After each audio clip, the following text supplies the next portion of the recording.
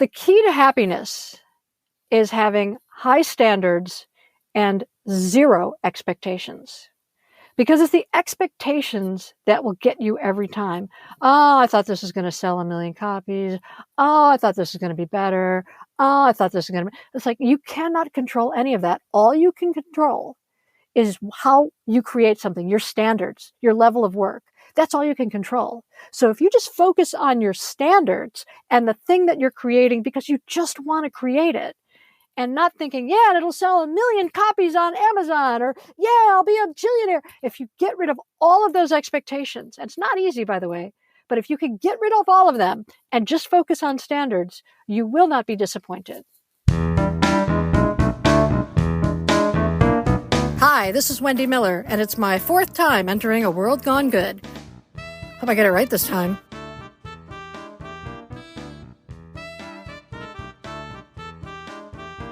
Well, hello, my name is Steve, and this is the place where we highlight everyday people making good happen each and every day. Welcome to World Gone Good. Hey, have you rated us and reviewed us on Apple and or Spotify? We'd love it if you take a second and share your thoughts on this here show.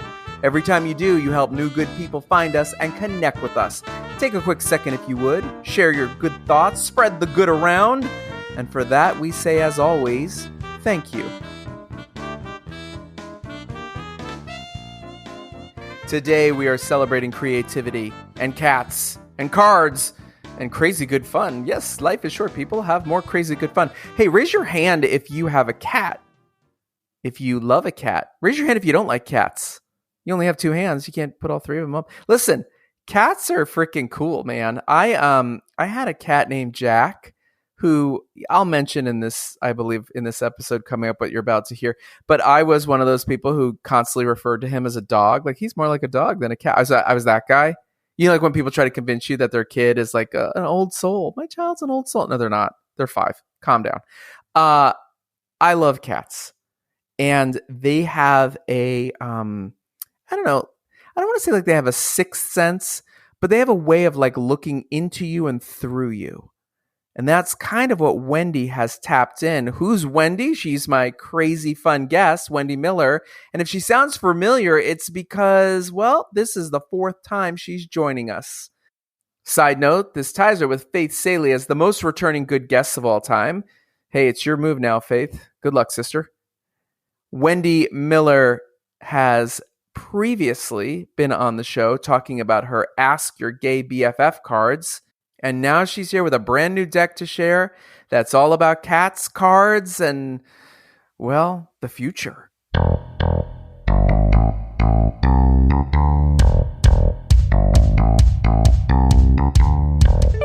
Here comes my pal Wendy Miller to share her latest good stuff.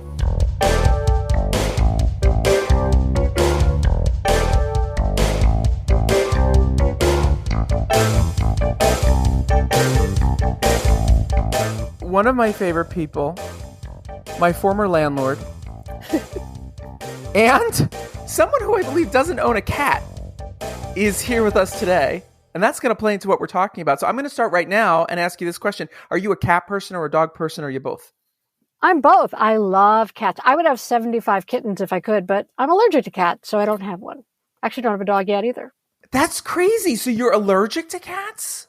Oh, yeah, big time. I wasn't when I was a kid. I had a cat when I was a kid. We all had cats in the house. It was great.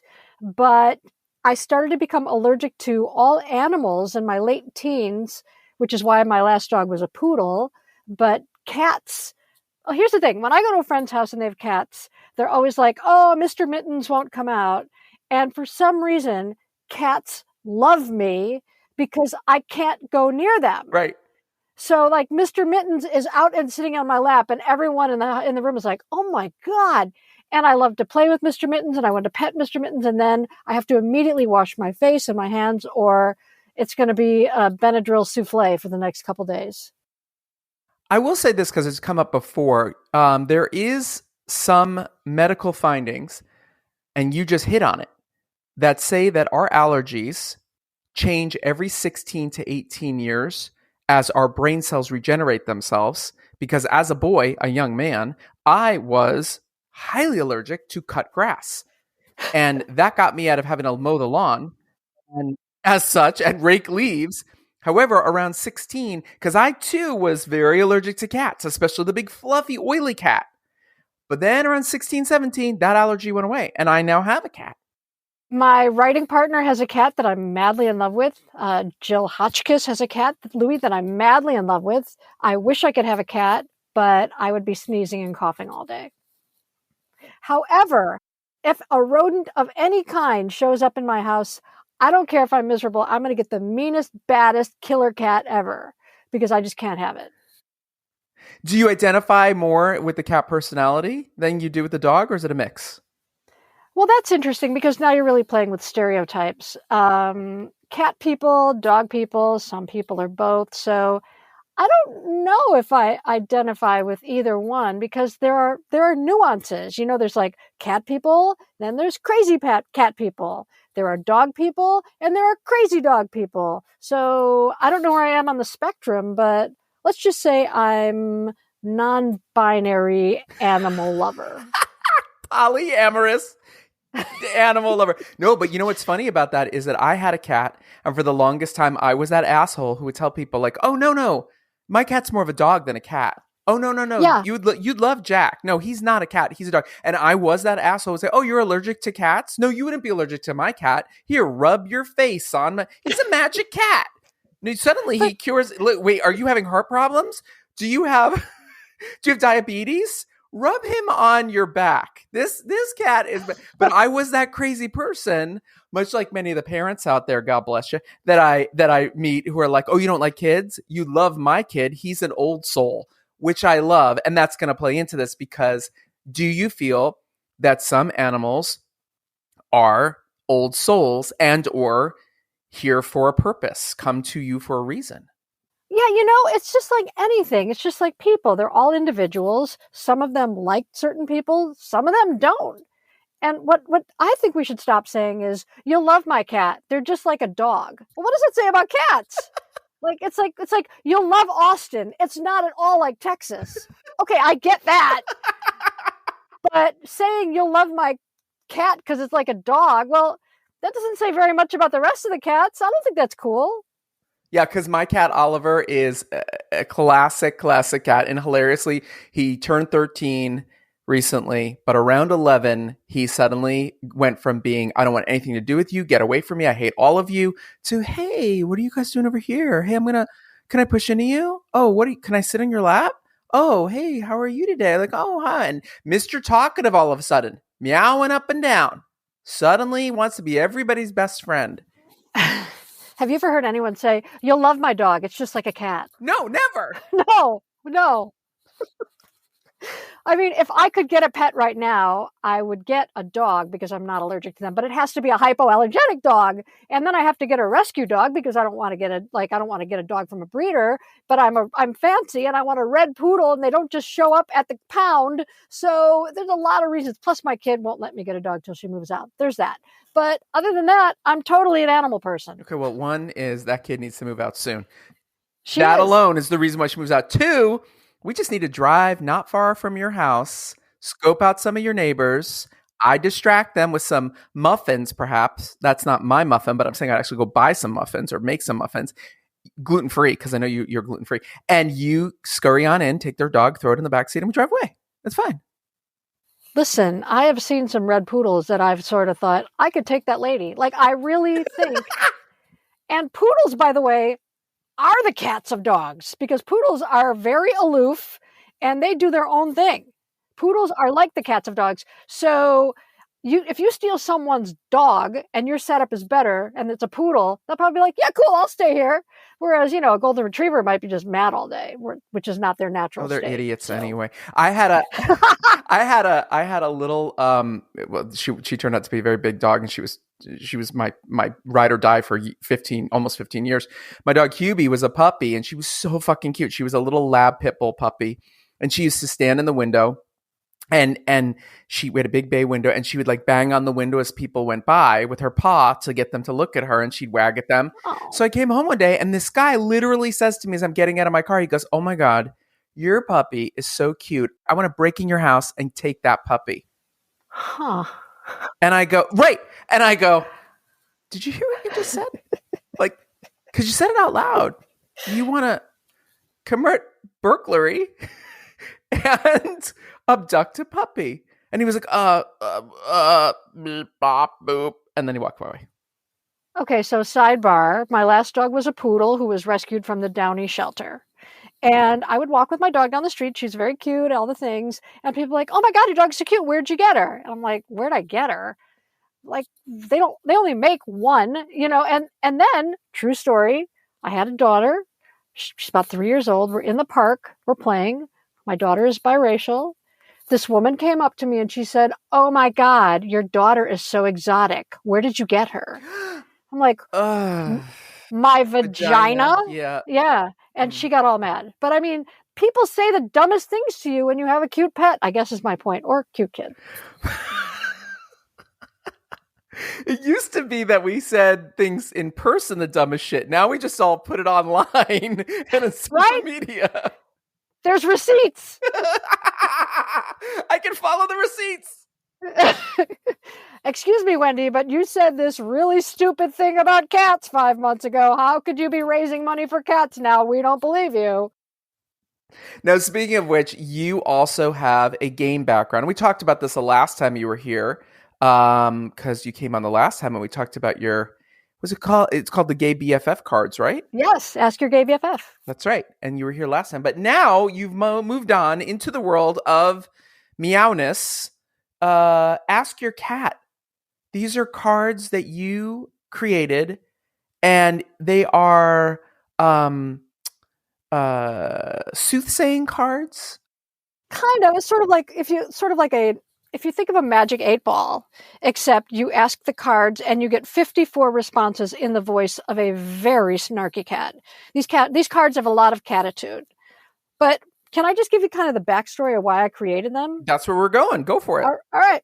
So you actually were very instrumental in helping me with the Ask Your Gay BFF cards. You actually named them. And for that, I'll be grateful, and I never had to pay you. I initially thought it was just funny. I was walking and I told this story before, and a friend gave me some oracle cards, and I was like, I don't get advice from things in the sky. I get advice from gay men. So I created these cards to give you questionable gay advice. I made 100 decks, and I sold all of them right away. 100 more, all of them sold right away. And I was like, oh my God, this is a business. And so I formed an LLC. I opened a store. I did all the things. I got stickers made, blah, blah, blah. And then I stopped selling them. And I was like, oh, crap. What happened? Of course, what happened is I sold them to all my friends, and I wasn't advertising them to the general public. So nobody else knew about them. So they weren't selling anymore. And I thought, ugh. And I just was looking at these cards in my office, like a big box of them, thinking, wow, you are a fucking failure. Because I had a bunch left over, like 150 decks. And I thought, well, I got to do something with these. And I thought, well, wait a minute. What if I give them to LGBTQ plus charities, and they use them to raise money?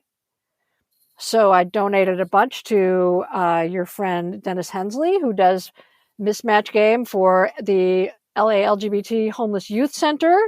I donated a bunch to this organization called Trail Mixer, which sends queer kids from the inner city into nature and teaches them all about the fun of nature. I sent a bunch to Howard Brown Health in Chicago, which does amazing work. And I was like, oh my God, this is it. This is what I want to be doing. I want to create funny things that help other people. So who can I help next? And I thought, well, I love animals. Oh my God, cats. Because cats are, no offense, cat people, homogenous. They're all generally snarky, aloof, condescending personality types. Now you're the stereotype maker. Keep going. I'm also right. And so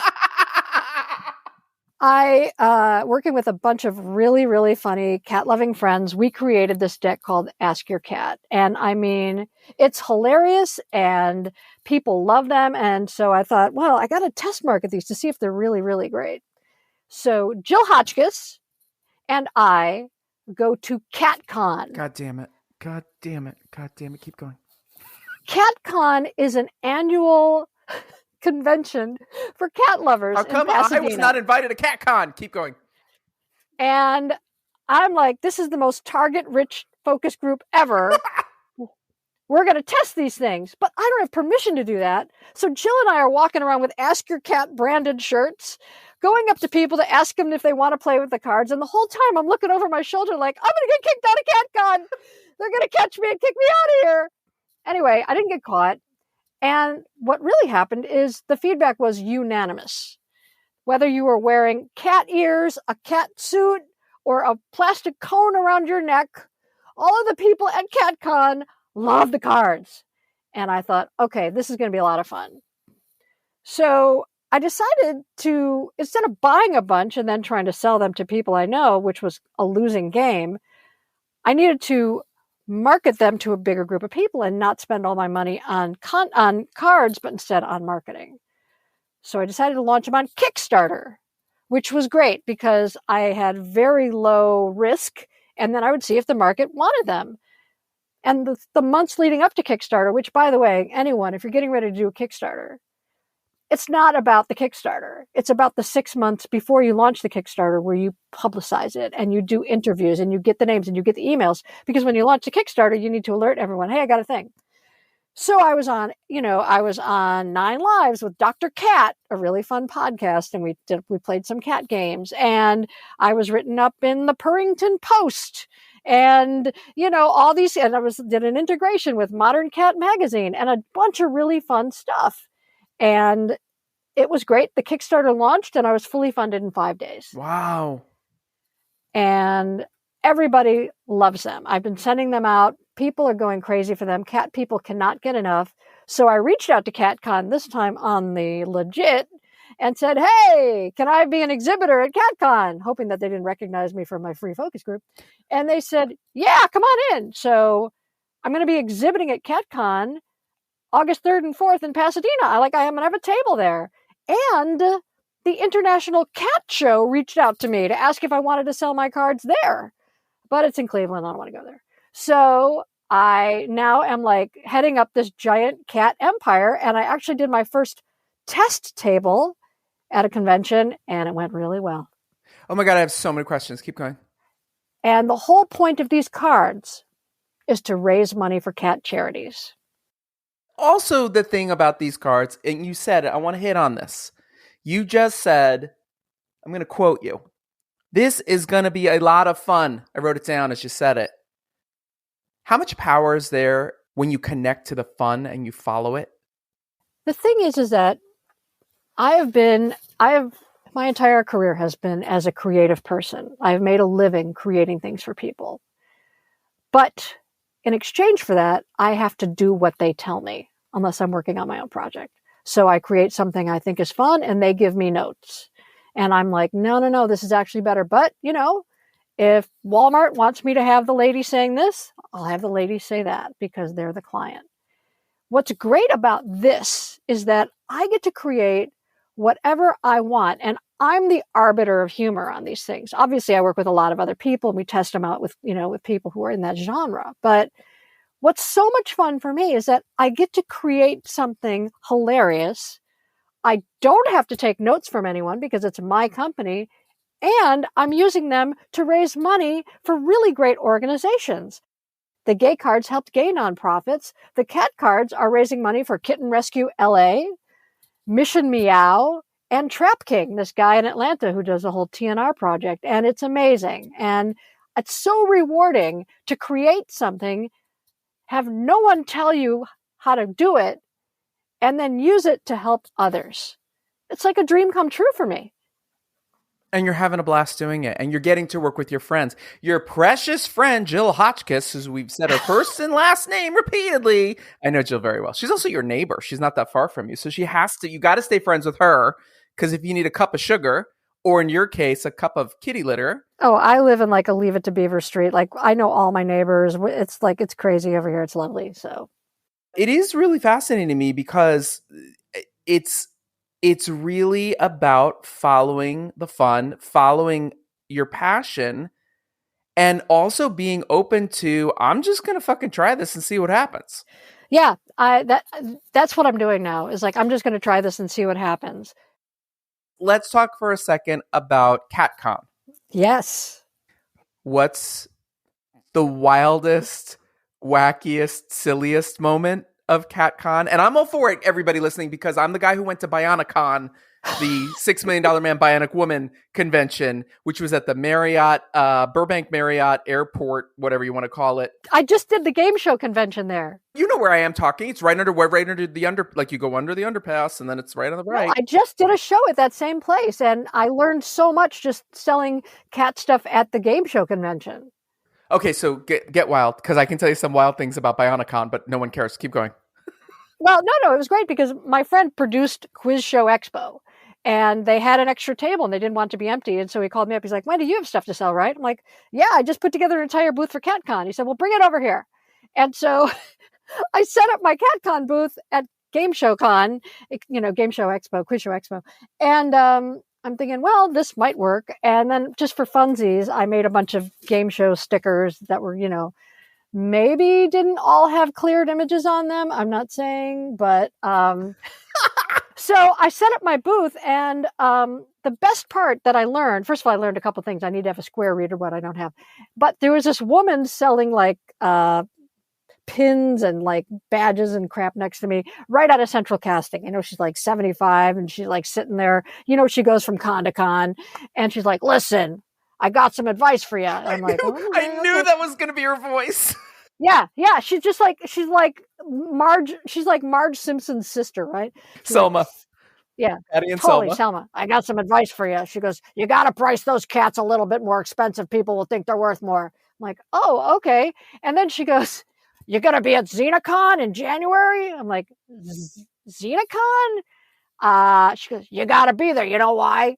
I'm like, why? She said, the whole place is filled with lesbians and lesbians love cats. And I was like, wow. More stereotypes that are true. So I was like, okay, sign me up for XenaCon. So I'm also going to XenaCon in January. But this is all in preparation for CatCon, which I will be at legitimately this year. And if you love cats, if you love anything about cats, if you love people who dress as cats, you must go to CatCon because it is hilarious. And because it's not that like some massive convention center, it's just in Pasadena, it's super manageable. It's like the 7-Eleven of convention centers. Like you're in and you're out and it's easy. But you must experience this if you are a cat person or if you just like looking at people having a great time. And there's little baby kittens there and they have cat celebrities there. Mm. So, it's kind of a thing. And of course, I'll be there selling Ask Your Cat cards. So, question, if some people are dressed up as cats, is it cosplay or is it leaning to furrydom? Like which? Well, that's funny. Where are we in the spectrum? Okay, first of all, it was in August in Pasadena, so it was 4,000 degrees outside. And because cat people are very excitable, there was a line around the block just to get in.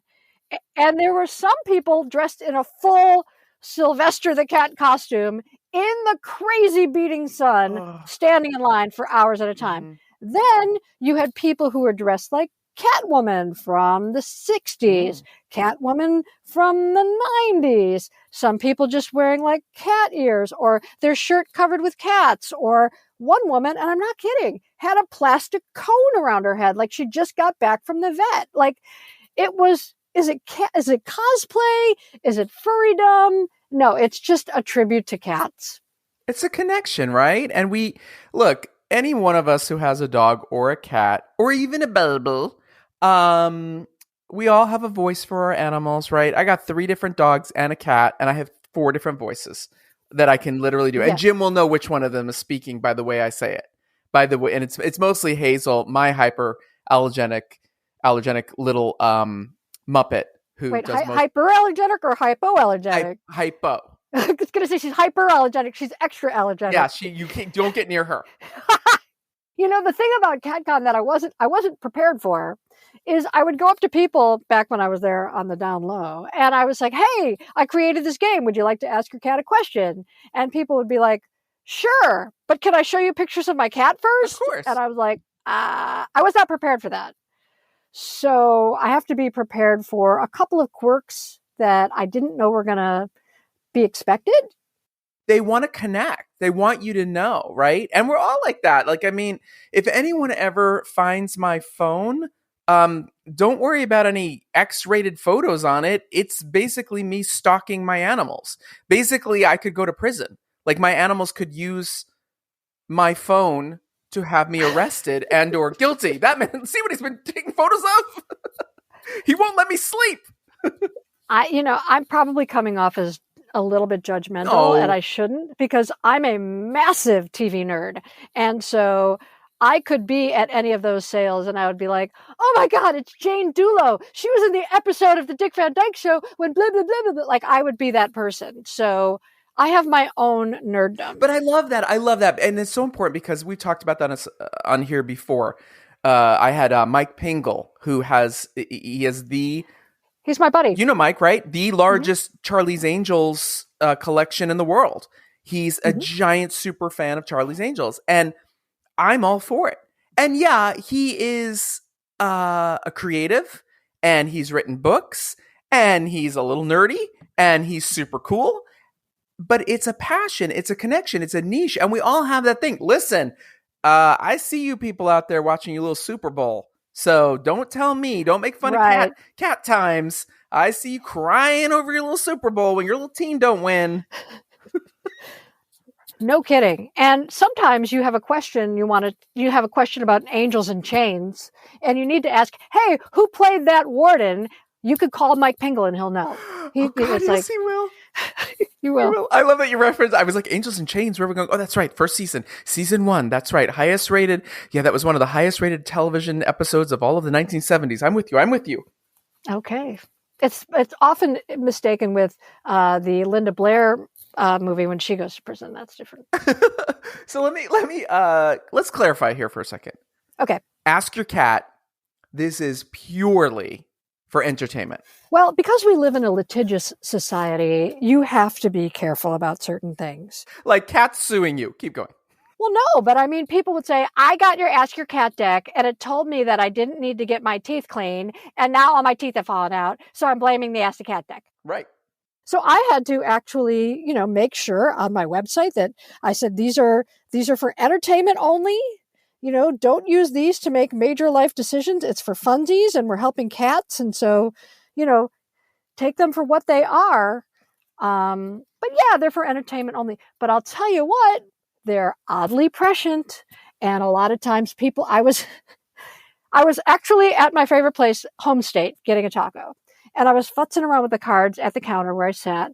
And there were this couple sitting next to me, and this girl was watching me, and she goes, what are those? And I said, oh, they're cat cards, and they are like answer questions like a Magic 8-Ball, but in the voice of a cat. And she goes, can I ask it a question? And I said, sure. And so she turns to her boyfriend, and then she looks at the card. She goes, are we getting married this year? Oh, Jesus Christ. And I was like, oh. And so she pulls a card, and she got, yes, but I will be silently judging you, which is one of the answers. Amazing. And she goes, all right, we're getting married. And the guy goes, okay.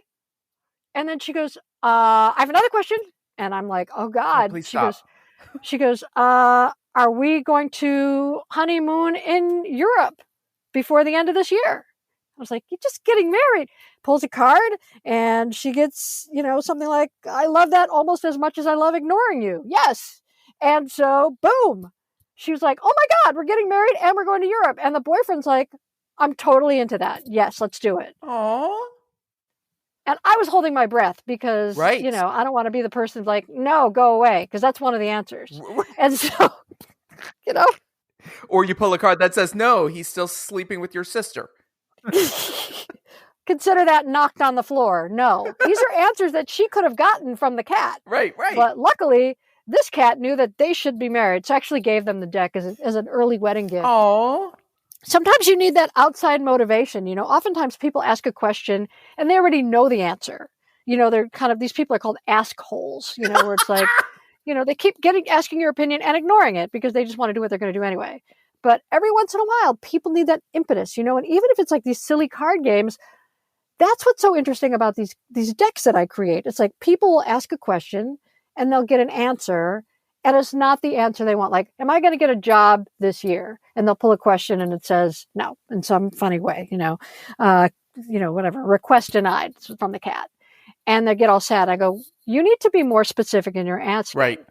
Am I going to get a job that I love? And that, and so what the cards do is they force people to get very specific about what they want.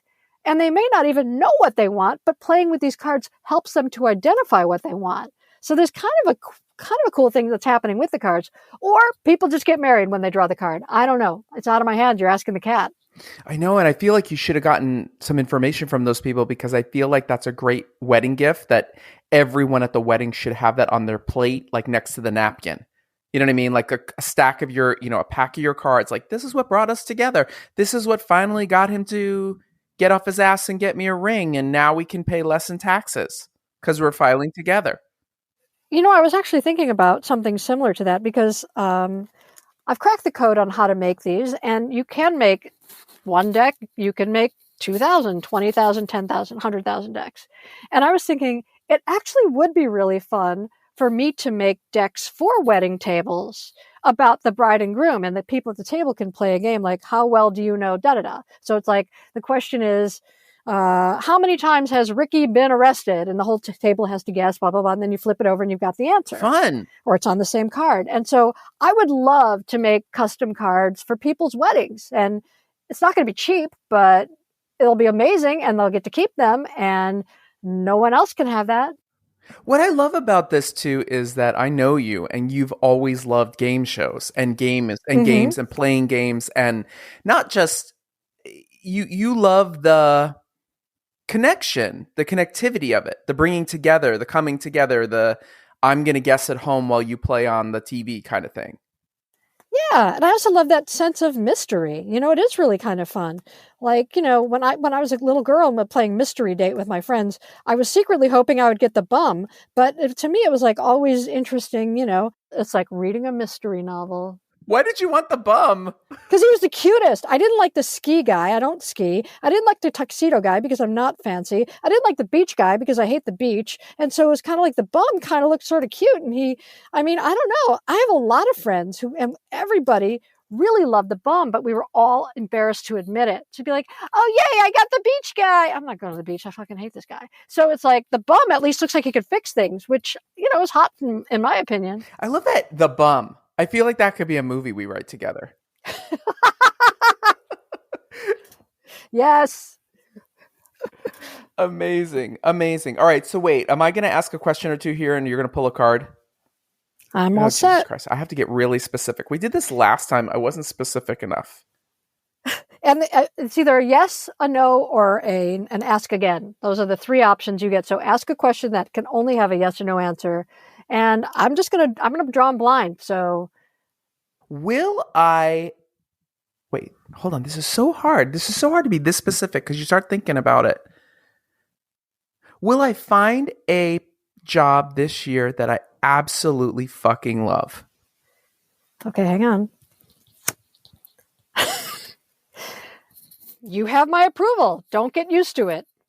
All right. That's good. That's true. Good. I got his approval. I just won't get used to his approval or her approval or its approval. Its approval. Mm-hmm. Should we get another animal and bring it into the pack here at our house?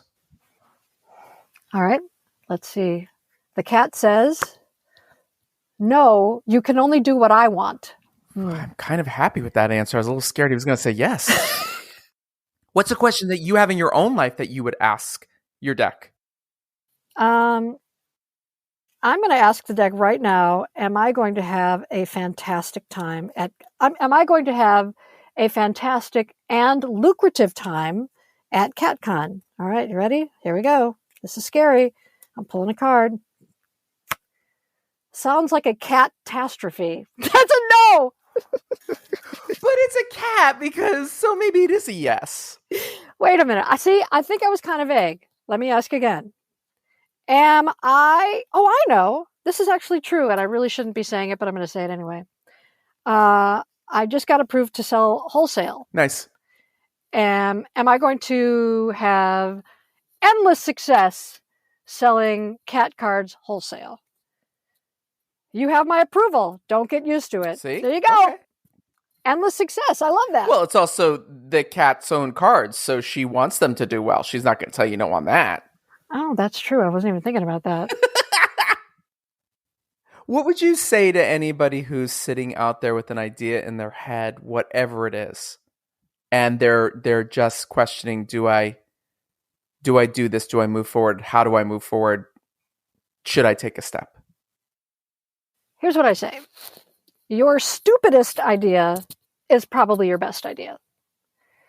A friend of mine came up to me and he said, I have this idea. He's Mexican. He goes, I have this idea for Elf on the Shelf, but I want it to be like a cholo on the shelf. And I want it to be like Mexican and be like, honor my heritage, like a lowrider guy. And I was like, that's the stupidest idea I've ever heard. You have to do it.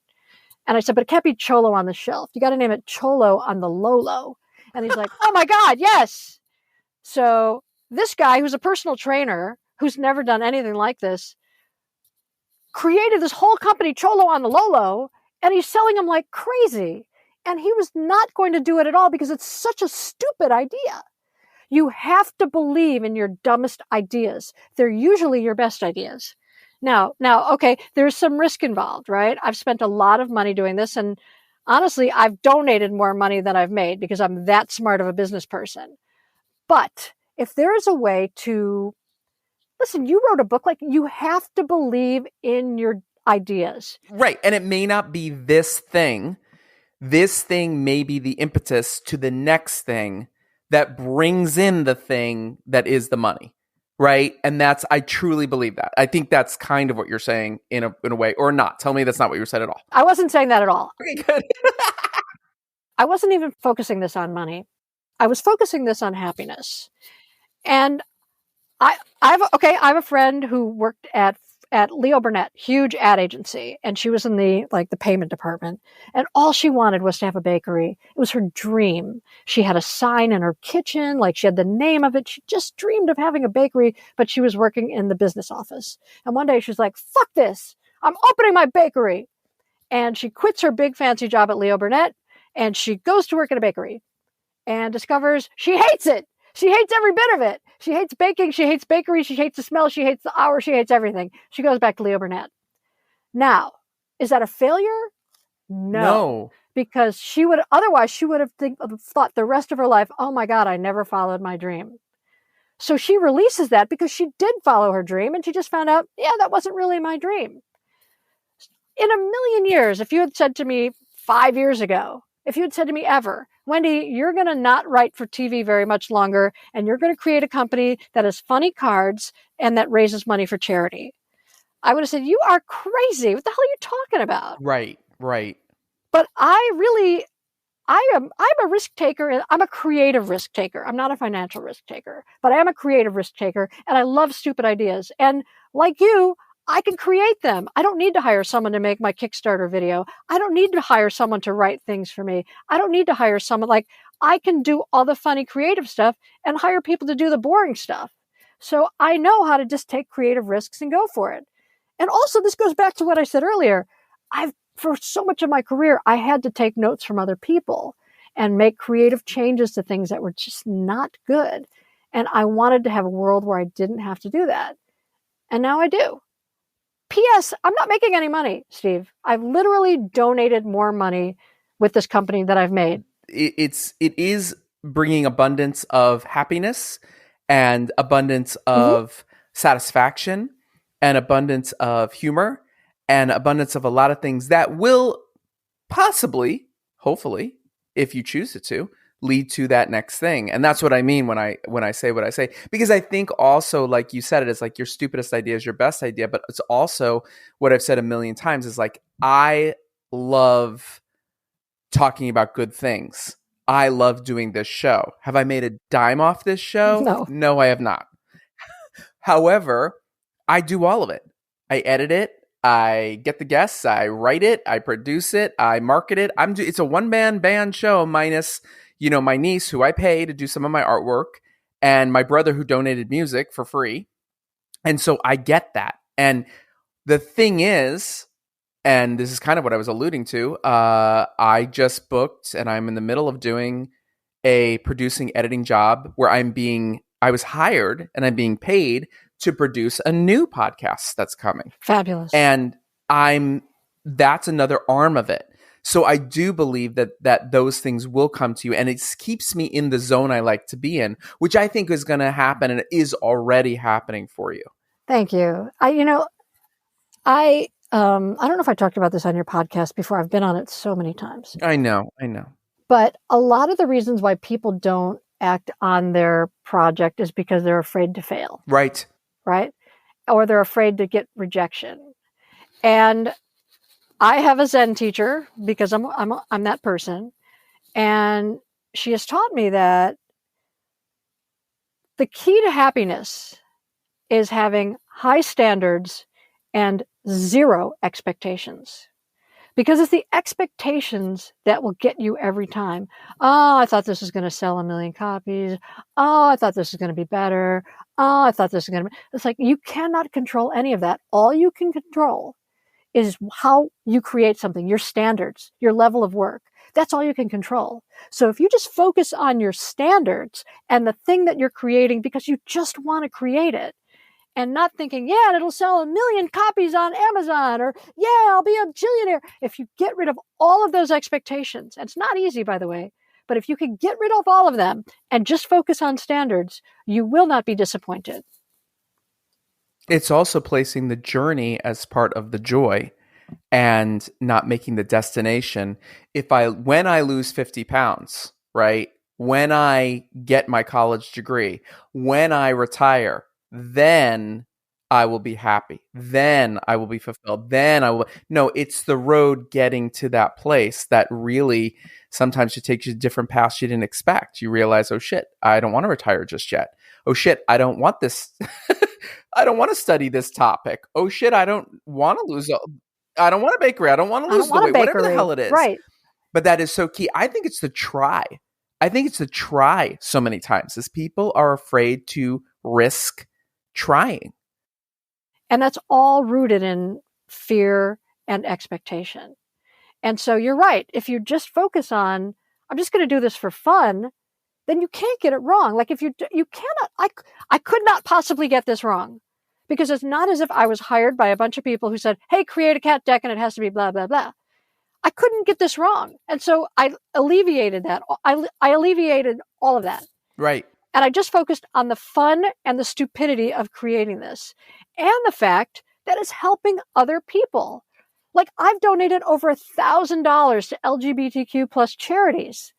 I would have never been in a position to do that, but because of these cards, I could. And I'm donating hundreds to cat charities, people who are doing amazing work out there for all the cats. I'm not making hundreds of dollars. I'm literally making twos of dollars. Are my goals, to have fun doing something? Yeah. Are my goals to help other people? Yeah. So I'm crushing my goals. Where do people find Card to Believe? Plug away. Well, they go to cardtobelieve.com. That's the name of my company, where they can find Ask Your Gay BFF cards, Ask Your Cat cards, cat figurines, cat pins, cat postcards. The cat stickers are coming out very, very soon. And all of the things support the focus of the cards. For instance, the Ask Your Gay BFF cards, they go to gay charities. They go to LGBTQ plus charities. The cat cards go to cat charities. I have a new deck coming out probably in about 6 months for dogs. And I also have a really fun deck, which I've just finished, that's going to be to support charities that help the food insecure. So I've got a lot going on. It's just a question of how I can launch them the best way possible. The final two questions always remain the same, but I'm going to turn them this time for you. Question number 1 is usually who inspires you, but you've answered that twice before. So this time, what cat has inspired you? What cat has inspired me? When I was a kid, I was in a commercial with Morris the cat. Shut up. In fact, I am the first person ever whose face was shown in a Morris the Cat commercial. It ran for 10 years. I made a lot of money, and I got to work with Morris the cat. Okay, anyone listening, I did not set this up. I did not know this. I knew you did other commercials, but I did not know this. You know what? I'll give you a link, and you could post a link. It's on YouTube. In fact, my husband Carl said when he was a kid, he used to watch that commercial going, "Oh, that girl's cute." I'm like, "No, you didn't." Up. That's what he said, though. And he remembered a lot of people remember the commercial. Yeah. Yeah, I mean, I did a million commercials for like McDonald's and Sears and all that, but I did a Morris the cat commercial. And Morris the cat has to be the coolest cat ever. Because, I mean, look at Morris ran for president. Morris has been a brand ambassador for 50 years? Like, Morris the cat is a badass, right? So if I have to pick a cat to inspire me, I'm picking my former colleague, Morris the cat. And the final question is not a question. It's how we end every show. It can be cat related or any related you want to make it related to. Simple statement to finish. Tell me something good. My kid worked her ass off, won a bunch of competitions, and she just got into USC film school. And they made it so we can afford it. So that's a pretty good thing.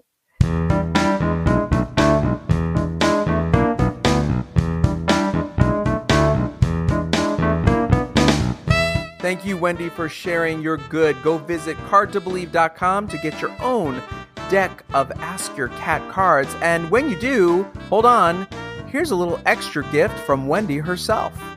As a special treat for all of your listeners, use the code STEVE at cardtobelieve.com and you get a special discount. How cool is that? Get yourself a discount. Next time on World Gone Good.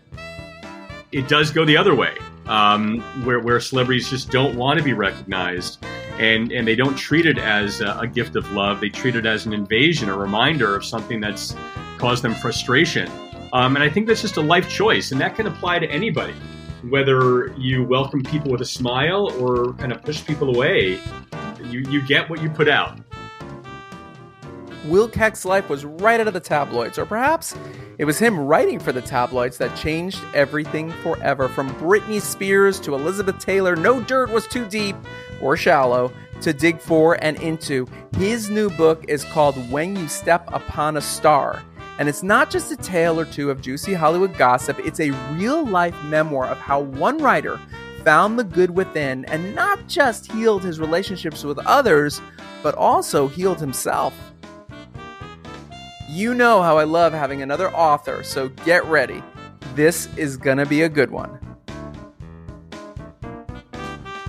Until then, be good.